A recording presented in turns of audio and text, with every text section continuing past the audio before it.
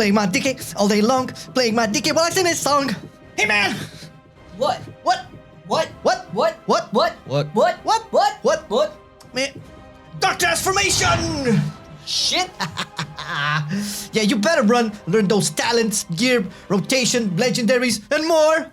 I'm gonna fuck with your garrison! Oh no, my daffodils!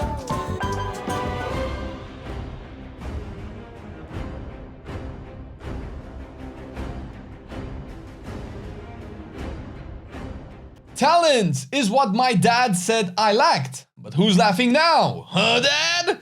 I have 7 talents I can use at a time when playing Unholy. Never thought I could make it, huh? It's sad. On the first row, all are viable. Finally, pure single target raid scenarios will see you pick All Will Serve, where you will summon an additional skeleton archer. With your mastery increasing pet damage as well as your shadow damage dealt, this talent will pump. A specific choice for Mythic Plus dungeons will be Infected Claws. This will help you spread those festering wounds better for a more explosive AoE burst that unfortunately kinda died down after BFA, but can still see play and pull in the numbers in very large pools with another option down the line. Alternatively, for either raids or dungeons, Clawing Shadows will be your quality of life / uptime on the target. There are plenty of fights and mechanics that will force you out of melee range, and this is where this baby comes into play. Second row, Unholy Blight is your default for all content. Aligning this with your cooldowns will give you the large burst windows Unholy is known for.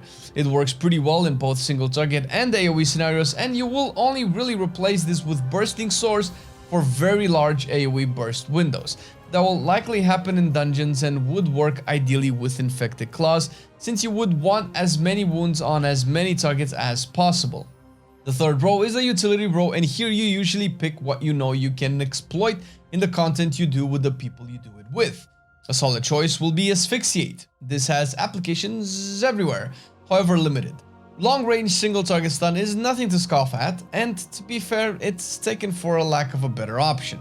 Death's Reach, however, has great applications in raids where adds need to be stacked, specifically fights like Soul Render, where a better grip makes for better crowd control. Grasp of the Dead is the dungeon equivalent of this niche. It helps your tank kite, although you will never use your Death and Decay without the sole purpose of fucking shit up.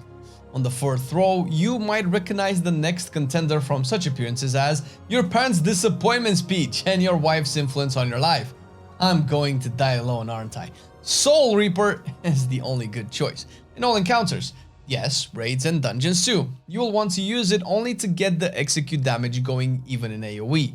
Damage is really good, and at the end of the day, overall damage done is the only true way you will know you have worth. Pestilent Pustules can be an alternative for Sylvanas, since she really never gets into the execute range, so the value of Soul Reaper would be minimal. Even with the use of Soul Reaper on ads, the value of more boss damage outweighs execute on ads. Moving further down into the talent spreadsheet, you will be able to play this one just like you do every Monday morning before work. Wraithwalk, I'm full of jokes today, will be your default in all scenarios. Breaks roots and gives you a large boost of speed. Nifty for a member of the wheelchair class. Alternatively, Spell Eater is great when movement is not important and or magic damage intake is high on certain mechanics for AMS to be worth buffing up with this particular talent. On certain keys, Death Pact will start to be useful in preventing you from receiving fatal damage. It gives you a chunk of HP back, but the heal reduction is a big downside that usually only works better in dungeons, since packs eventually die quicker than raid bosses, giving your healer more time to sort out the heal absorb situation. On the sixth row, Unholy Pact is really your only choice. The 5% strength is really solid and funnels your damage across the board. The health chains is not too bad, single target or AoE, although the strength is why you mainly want this baby. And last on the list, Army of the Damned is your choice in all scenarios, making the Unholy spec feel very engaging with every Death Coil and Epidemic, reducing major ability cooldowns. This gives you access to your big guns way sooner. Works in both raids and dungeons, giving you faster apocalypses and armies of the dead, also some magases. For fans of the Unholy Frenzy mechanic, you get nothing, because Unholy Assault is Actually, still similar. I'm just salty. And it does seem to work well in dungeons with the Infected Claws and Bursting Swords build. This playstyle plays on the wound spreading mechanic, which was common in BFA. Although the strength fuel is missing, it still does major damage in very large packs, where you can keep everything in a nice little Death and Decay AoE.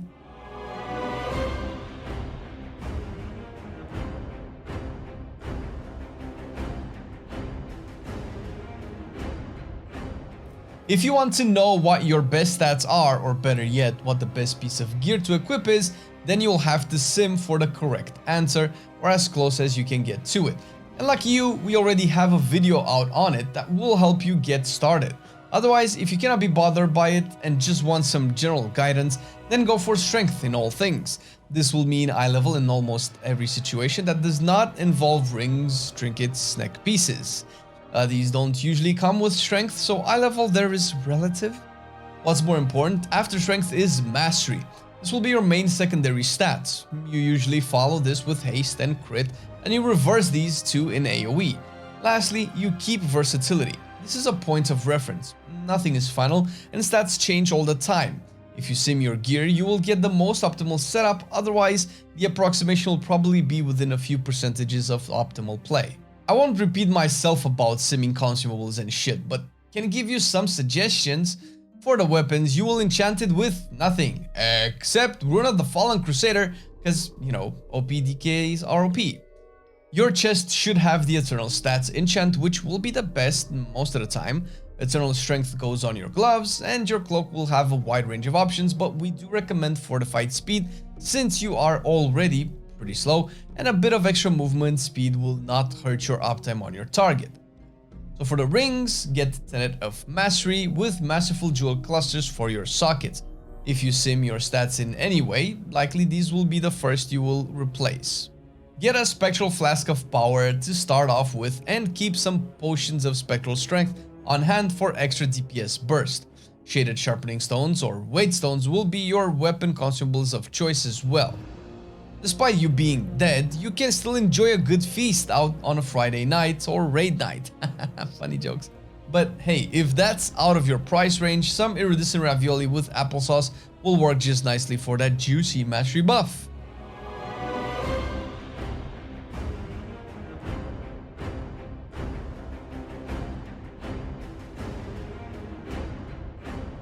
Until 9.1 the promised time, the prophesied age, the new arc of World of Warcraft system lands, you should play whatever covenant you think it's cool. The difference only matters once you really want to push your performance forward to the max. Necrolord seems to perform universally the best in both raids and dungeons. Abomination Limb is pretty neat, the utility being incredible, and the Rune Regeneration topping it all off for a nice 2-minute DPS cooldown is nice. For single target raiding in general, you want Marilith as your soulbind of choice with the 3 potency route and Kevin! While for dungeons, Hymir will be your ideal soulbind, and that sees you take Marrowed Gemstone and Carver's Eye, giving you 2 potency slots but some really good traits all around. An alternative, and one I am keen to try in 9.1 as well, is Venthyr. Specifically in M+, this will be incredibly strong with the 1-minute cooldown Swarming Mist on big pulls. You'll have a lot of runic power to spend on epidemics, and as such reduce the cooldown with Army of the Damned even more. Nadia will be your ideal choice here, going on the path of exacting preparation with the 2 potency route, or even the Dauntless Duelist if you want Venthyr for single target as well. As for conduits, our recommended build will put you on a 2 to 3 potency slot route, and for that you take Eternal Hunger everywhere, Adaptive Armor Fragment and Convocation of the Dead, which will be ideal for single target, and for AoE, Brutal Grasp or Impenetrable Gloom, depending on your covenant of choice. For endurance, Reinforced Shell will be great for your AMZ uses within your group, and Hardened Bones will be your little damage reduction buff to Lichborn, probably the best single target damage reduction personal cooldown that you can get. And if you need a 3rd endurance slot, take Condensed Anima Sphere, the new addition to this patch. Last but not least, Finesse sees Spirit Drain as the best option, with Fleeting Wind and Chilled Resilience as the next on the list.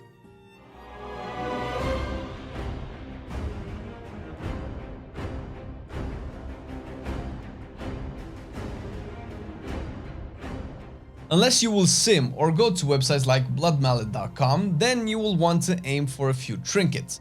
Inscrutable Quantum Device works like a charm here for both raids and dungeons, with Old Warrior Soul as a good second choice, provided you be Killin's Sylvanas with a Z. Otherwise, Overwhelming Power Crystal is really great as well, even Titanic Ocular Gland. Basically, stat boosts. No surprises here. Shards of Domination is the title of the next section that I shouldn't be reading out loud even though it's typed on the script. As for the Shards of Domination, you want Chaos Bane as your main goal if you are raiding, aka get 3 Unholy Shards fast. The bonus doesn't work in M+, but the Shard of Diz will be your best bet, coupled with the Shard of Beck and Shard of Core for M+. Although the individual damage shards are the best of their respective sets and probably easier to fit in your first few domination gear pieces, the 3 Unholy Shards are still a priority for raids, even to upgrade, since Chaos Bane at higher ranks is nuts. And because domination gear is so strong, you want your legendary to be crafted in a slot where it won't conflict with the shards. So no heads, that's what my girlfriend said, shoulders, chest, bracers and gloves. Everything else goes, and as such, there are 2 main legendaries to go for. Deadliest Coil is your raid choice similar to last tier. It will extend your Dark Transformation and reduce the cost of Death Coil by 10. It's just really good. For dungeons, go with Frenzied Monstrosity. Your Dark Transformation will increase the attack speed of your pet and yourself by 12% as well as your overall damage by same amount, which is a crazy amount of power to have. Couple this with the ability to reduce the cooldown of Dark Transformation and add all the synergies of your spec into play and you have dumb edge. And if you are raiding, Jaethys the Prison Blade is going to be your new best friend. And similar to any friend, it grows with you by eating other weapons that weren't fit to be your best friend. Because you don't throw away bad best friend candidates, you just recycle them. Anyway, you want to raise this bad boy up to rank 4 for the max strength buff, since the damage proc is not that amazing, that's worth sacrificing strength at rank 5 for.